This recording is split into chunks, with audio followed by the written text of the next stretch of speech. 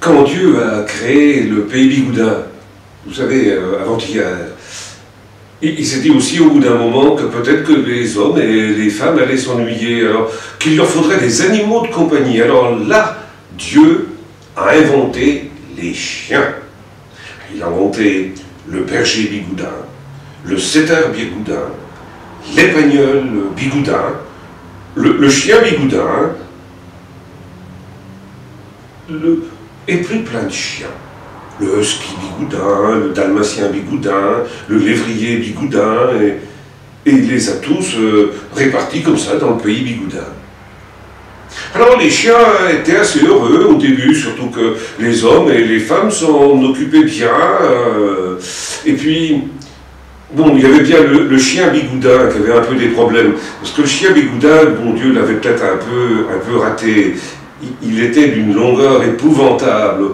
On disait qu'il était aussi long qu'un banc de jardin. Que tiens, par exemple, quand il arrivait au bord de l'océan, quand il avait le nez qui touchait le comptoir, il avait la queue qui était encore à la porte. Mais enfin, de l'un dans l'autre, les chiens allaient bien. Sauf qu'un beau jour, les chiens se sont dit, les hommes, ils ont leur café, leur bar, les femmes, elles ont leur petite maison blanche, et nous, on n'a rien. Faudrait peut-être que ça change. Alors, les chiens se sont dit, il faut qu'on aille demander au bon Dieu. Mais alors là, les chiens se sont dit, oui, mais qui va y aller? Ils savaient bien qu'il fallait que quelqu'un y aille, mais lequel? Alors finalement, le chien bigoudin a dit, moi je veux bien y aller. Les autres se sont dit, bon, ça va durer un moment parce qu'il est tellement long. Le chien bigoudin est parti, il a trouvé l'escalier qui menait jusqu'à la maison du bon Dieu, et le chien bigoudin a monté. Quand il est arrivé, lui, les seules maisons qu'il connaissait, le chien, c'était les cafés ou c'était les maisons blanches des femmes, mais quand il a vu le palais du bon Dieu, il s'est dit, il faut que j'aille le raconter. Et vite, il est redescendu.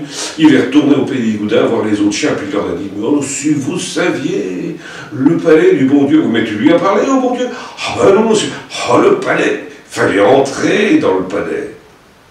Alors le chien Bigoudin a repris son chemin. Il a remonté l'escalier jusqu'à la maison du bon Dieu. Là, il s'est approché. Il a osé entrer. Si à l'extérieur, c'était saisissant, à l'intérieur, mais c'était d'une exceptionnelle beauté.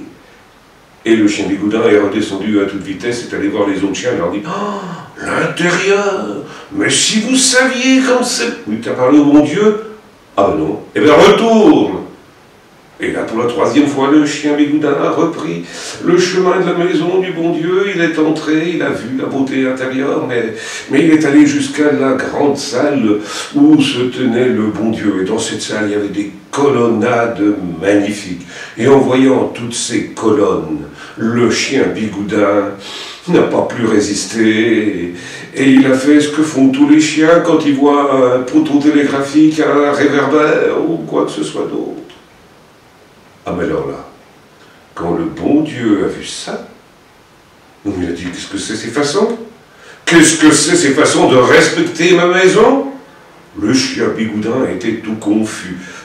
Il a dit au bon Dieu, écoute bon Dieu, tu nous as fait comme ça, tous les chiens, on a l'habitude de faire comme ça. Ah, puisque toi, t'es venu et t'as sali ma maison, eh bien, toi et les autres chiens, je vous chasse du pays Bigoudin. C'était pire que le coup pour Adam et Ève. Et quand le chien Bigoudin est redescendu, il n'y avait plus aucun autre chien. Le berger Bigoudin était parti vers l'est en Allemagne.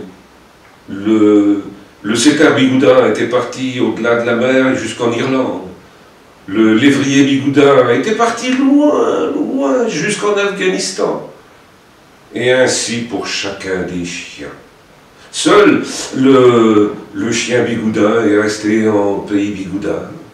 Mais il s'est fait très discret.